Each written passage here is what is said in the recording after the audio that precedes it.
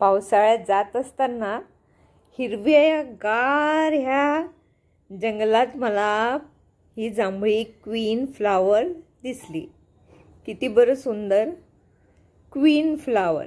Queen फ्लावरला महासोना असे संस्कृतमध्ये म्हणतात। तसेच मुरुथा हे श्रीलंकेच्या बुकमध्ये मेन्शन आहे। त्यानंतर ह्याला रेजिन किंवा फ्लोरस रेजिन असे देखील नाव आहे।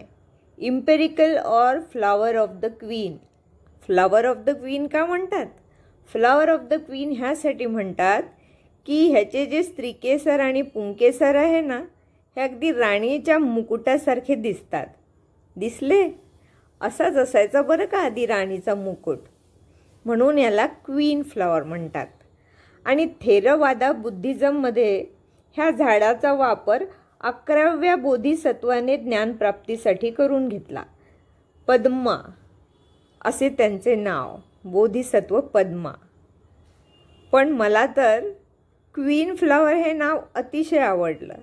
जेव्हा या फुलाकडे अगदी मन लावून बघितले ना आणि त्याचं देठ तोडून असं उलटं ठेवलं डोक्यावर की अगदी क्वीन फ्लावर सारखंच ते, म्हणजे राणीच्या मुकुटासारखंच वाटतं।